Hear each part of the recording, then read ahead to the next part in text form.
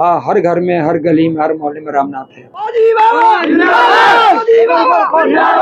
यहाँ जो रामनाथ सिकरवार हैं, जो कि फौजी बाबा के नाम से मशहूर हैं, वो चुनाव लड़ रहे हैं और राजकुमार चाहर को कड़ी टक्कर दे रहे हैं।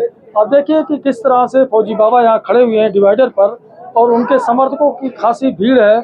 और कुछ ही देर में जब यहाँ प्रियंका गांधी आएंगी तो एक बड़ा रोड शो इस फतेहाबाद में करेंगी। चूँकि आज प्रियंका गांधी अमेठी में भी थी, इसके अलावा चूँकि ये चुनाव बड़ा है आगरा के फतेहपुर सीकरी का, तो यहाँ के चुनाव पर कांग्रेस की नजर है। तो कांग्रेस की नजर किस तरह से है, तो फौजी बाबा एक बार फिर हमारे साथ हैं। नामांकन के समय मिले थे तब भी यही जोश था और आज फतेहाबाद में प्रियंका गांधी की सभा किस तरह से रोड शो को देख रहे हैं? अभी तो आप स्वयं भी एहसास कर रहे होंगे, किसी भी गांव में जाओगे तो एक तरफा नजर आ रहा है, जनता ऊब चुकी है। अब आज जो समाज के अंदर जाति, धर्म, हिंदू, मुस्लिम और तमाम तरह का जहर, धीमा जहर घोला गया है, ये लोग समझ गए हैं कि ये लोग हमें बौखला रहे हैं, हमारे माइंड को डाइवर्ट कर रहे हैं। असल में हमारा विकास नहीं हो रहा, विनाश हो रहा है।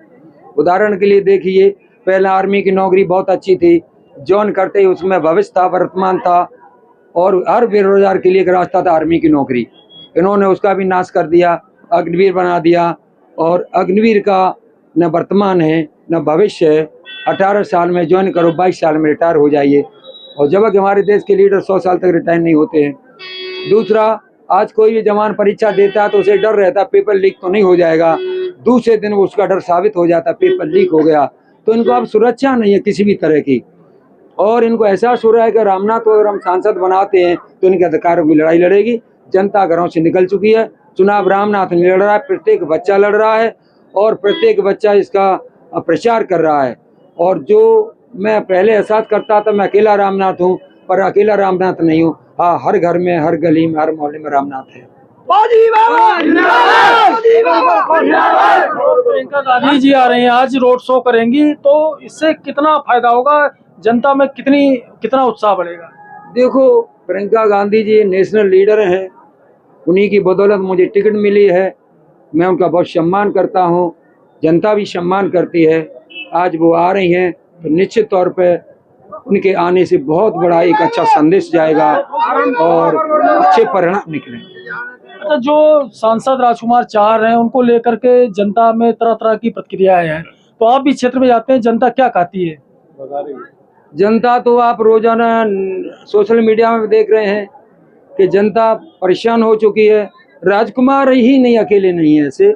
आज देश के अंदर बहुत सारे ऐसे नेता हैं, लीडर हैं, जो केवल नोट छापने की मशीन बन गए हैं।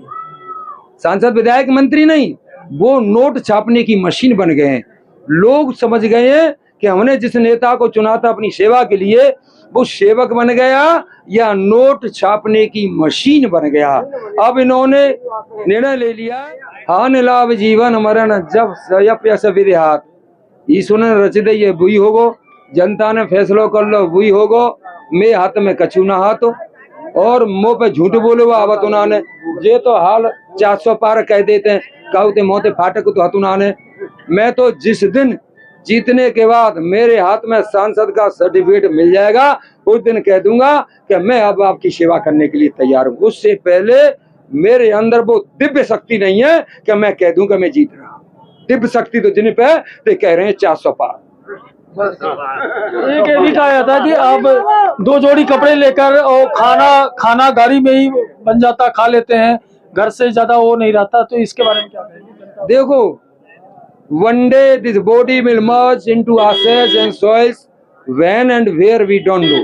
एक दिन यह शरीर मिट्टी और राख में परिवर्तित होगा, कब और कहाँ ये हम नहीं जानते। यही सोच करके मैं समाज के लिए काम करता हूँ, परिवार के लिए काम करता हूँ। ये सब लोग मेरा एक तरह का खून है, सब लोग। इनके लिए मैं जितना भी काम करूँ वो कम है, क्योंकि इनका विश्वास जुड़ गया है मुझसे।